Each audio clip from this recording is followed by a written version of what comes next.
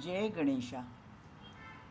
दशरथाच्या प्रार्थनेनुसार गुरु वसिष्ठांनी ज्येष्ठ संकष्टीचे महात्म्य सांगितले. निषध देशामध्ये शस्त्रसंपन्न असा राजा राहत होता. नलराजा. त्याची माया, त्याची भार्या दमयंती. एकदा कलीने त्याला जिंकले म्हणून तो वनात गेला. त्याने दमयंतीचाही त्याग केला. कली पीडित राजाला पाहून नारद मुनी तेथे आले आणि म्हणाले, राजा, कर्माची अशी विचित्र गती असते. तुझ्या राज्यात संकष्टी चतुर्थी व्रत नष्ट झाले म्हणून राज्यभ्रष्टता आली. जो कार्यारंभी हे व्रत करत नाही त्याचे कार्यच असफल होते.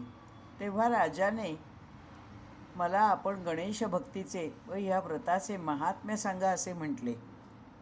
ब्रह्मा, विष्णू, शंभू, शक्ती, सूर्य अशा सर्व देवदेवता, शेषनाग इत्यादी सर्वांनी गणेशालाच आपले कुलदैवत मानून त्याची त्यांनी भक्ती केलेली आहे. तो सर्वपूज्य आहे, सर्वाधी आहे.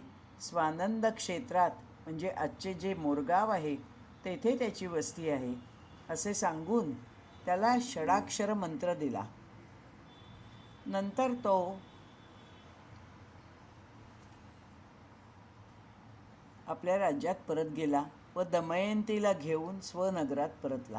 अंती स्वानंद लोकात ब्रह्मभूत झाला. नगरजनांनीही शुक्ल कृष्ण चतुर्थी व्रत आचरले. सर्वजण संतुष्ट झाले. दुसरी कथा अशी की मालव देशात एक पापी अंत्यज होता. ब्राह्मणांना वनात गाठून द्रव्यहरण करीत असे. एकदा शस्त्र घेऊन एका माणसाला मारायला धावला. तेवढ्यातच तेथून राजसैनिक जात असताना त्याला त्यांनी पकडले आणि बांधून राजासमोर नेले. त्या दिवशी ज्येष्ठी संकष्टी होती. तुरुंगवास घडला. उपाशी राहिला. रक्षकांनी दयेने चंद्रोदयाला त्याला अन्न दिले, परंतु पंचमीला त्याला मरण प्राप्त झाले. कसे झाले तर राजाज्ञेनेच त्याला ठार मारले गेले. अवचित झालेल्या व्रतामुळे तो मुक्त झाला.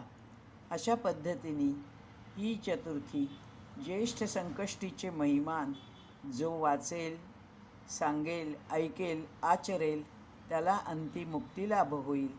जय जय गणेश, जय जय गणेश, जय जय गणेश देवा. धन्यवाद.